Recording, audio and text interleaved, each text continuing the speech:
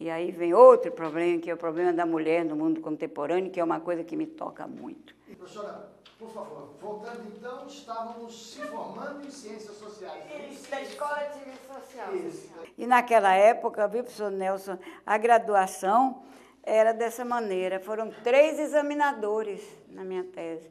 Foi um médico, um grande médico, obstetra, doutora Diodato, um beneditino, por causa da parte ética, um beneditino, muito importante na época, e doutor Tales de Azevedo. Foi a minha banca examinadora para o trabalho de conclusão de curso. E eu a defendi grávida, porque eu estava quase no 5º, 6º mês de gravidez, do meu primeiro filho. Mas eu fui defender a tese. E onde eu fiz o estágio? Aí que vem meu primeiro projeto em serviço social. Eu fiz o projeto de instalar o serviço social no Hospital Santa Isabel. 800 leitos. Foi o primeiro projeto de serviço social médico. Isso foi. Por isso que eu digo que o pioneirismo não foi porque eu buscasse. As coisas vieram, naturalmente, aconteceram. Então, foi o primeiro projeto de serviço social médico em Salvador. Foi do Hospital Santa Isabel com 800 leitos. Eu fiz o projeto completo. E trabalhei lá, instalei, e fui professora de serviço social médico. E como professora de serviço social médico, claro que eu influenciei muitos estudantes, muitas alunas. Havia também homens, poucos, porém havia homens também. Influenciei muito para que elas trabalhassem nessa área de serviço social médico, porque é uma área muito carente também. Nessa época, eu conheci a miséria de perto, eu fui ver o Nordeste de Amaralina, não como é agora, né, asfaltado um pouco, era aquele morro mesmo, de muita pobreza, mais do que pobreza, abaixo de pobreza. Vi muita pobreza. Vi uma cena que até hoje eu ainda me lembro. Uma vez entrei no casebre, isso eu quero dizer porque é muito impressionante. Eu vi uma mulher com hemoptise, era tuberculose, e vi 3 crianças brincando com o sangue dela. Ali. Isso foi uma cena que me marcou terrivelmente. Bem, então eu ensinei durante algum tempo, orientei, minha tese está agora na mão da Santa Casa de Misericórdia, porque o Hospital de Santa Isabel pertence à Santa Casa de Misericórdia, e vai ser publicada anos depois. Mas acontece, né? E a Escola de Serviço Social pertence à Universidade Católica. Já me fez várias homenagens. Uma vez foi muito bonita, eles fizeram uma homenagem, eu entrei com minha tese de conclusão de curso. Hoje se chama trabalho de conclusão de curso, mas naquela época era um pouco mais do que isso, porque era um exame muito mais forte, né? Não era só, era como é hoje. Então, eu entrei com a tese, e eles fizeram uma homenagem muito bonita, etc. Depois ensinei algum tempo, mas não podia mais acumular. Vieram outros filhos, minha vida ficou muito, nesse particular, muito plena de compromissos, eu não podia. Bem, mas esse foi, em serviço social, o grande projeto que eu tive foi esse. Minha influência foi realmente muito grande, porque eu orientei muita gente para fazer as teses de conclusão, muitos e muitos alunos eu orientei.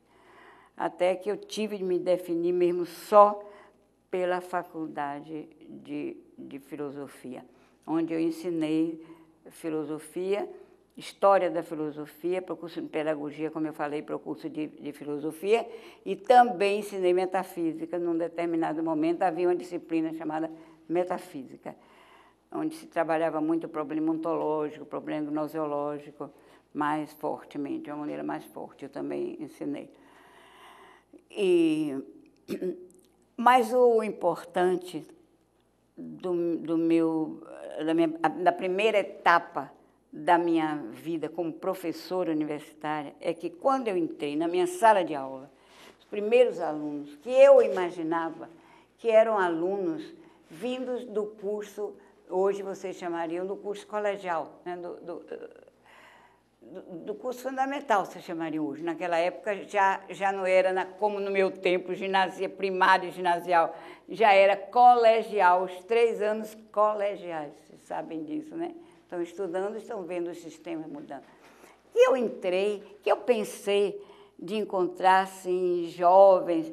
Não, encontrei Olga Metting, já professora formada, já bem mais velha do que eu. Bem uns 10 ou 12 anos mais velha do que eu. Encontrei o professor Sateles, que era um professor já com livros publicados. Eu fiquei apavorada, confesso que fiquei. Padres do Antônio Vieira, Xavier Teles, que tem livros publicados em filosofia, tem um compêndio de filosofia. Meu Deus, freiras já do Santa Bernadette, mulheres já vividas, mulheres... Eu ali para dar minha primeira aula, você já pensou? Foi uma emoção muito forte. E eu, claro, eu comecei a dar minha aula, né? Mas confesso que temerosa, né? Não tinha aquela autoconfiança, não podia ter. Eu achei que aquele pessoal todo sabia mais do que eu, tinha mais vivência do que eu, não só vivência no sentido de experiências de vida, né? Mas também de conhecimentos, de leituras e tudo, padres jesuítas. Mas eu enfrentei. Agora, foi muito difícil. Aí eu preciso falar um pouco da problemática da mulher no mundo. Eu tenho um trabalho, a problemática da mulher no mundo contemporâneo, que eu gostaria muito que vocês lessem, porque eu tenho um conceito um pouco diferente. E aí preciso dizer uma coisa interessante. Quando Betty Friedan, que foi a grande feminista, queimou os sutiãs em praça pública nos Estados Unidos, e quando o feminismo exacerbou-se aqui, inclusive nesta faculdade de educação, quando as professoras, que eu não tenho nenhum arrependimento, muito ao contrário, tive de enviar para o exterior para fazerem mestrado, mandei muitos professores, professor Nelson, para fazer mestrado fora, porque não havia aqui, elas precisavam se titular. Aí eu trabalhei muito nessa faculdade para isso, trabalhei muitíssimo para que fosse. Foram mais de 20 a 25 professores fazer o mestrado fora. E aí eu comecei a analisar a minha vida em relação a elas. Porque mulheres casadas, professoras ótimas, meninas maravilhosas, com filhos pequenos, iam sair e deixar, né, para fazer. E eu digo, meu Deus, como é difícil a mulher fazer essa conciliação entre sua vida profissional, sua vida afetiva, sua vida